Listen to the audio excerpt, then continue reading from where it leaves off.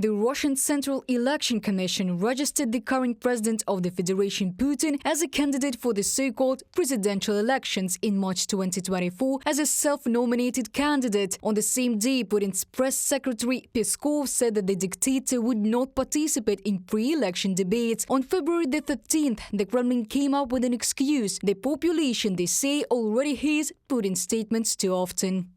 Russians have the opportunity to see Putin's statements on all aspects of Russian life virtually on a daily basis. Dmitry Peskov, press secretary of the President of Russia.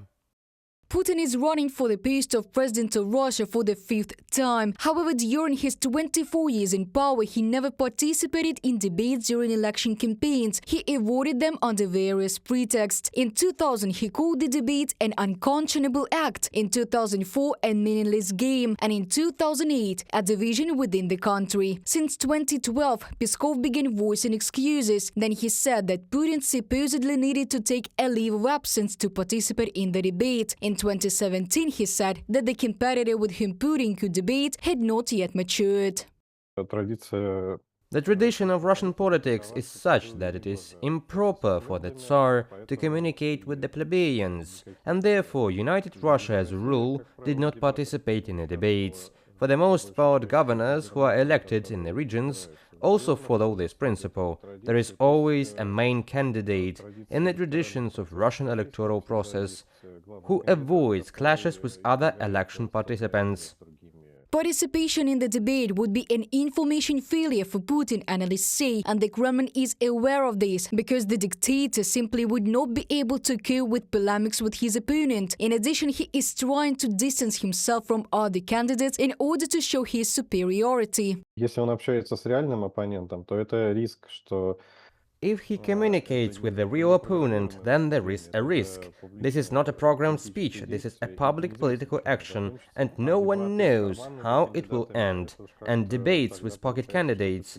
Here it turns out that you are raising them to your level, and this is also somehow strange.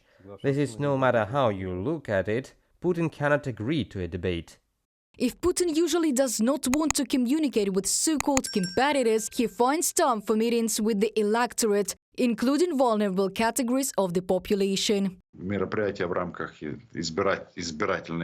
These are the activities within the framework of the electoral program, so that everyone is convinced that he is really the father of nations. You see, he constantly has meetings now with students, with the military, then of course with minors, with widows.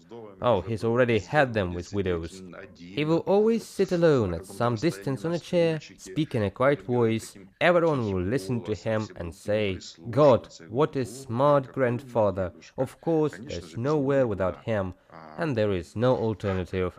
In addition to Putin, Vladislav Davankov, a member of the New People Party, Leonid Slutsky from the Liberal Democratic Party, and Nikolai Kharitonov, a member of the Communist Party of the Russian Federation, are vying for the post of president of the aggressor country in 2024. All of them will exchange opinions on 5 Russian federal state channels and 3 radio stations from February the 19th. Pseudo-elections for the president of Russia will be held on March the 17th, 2024.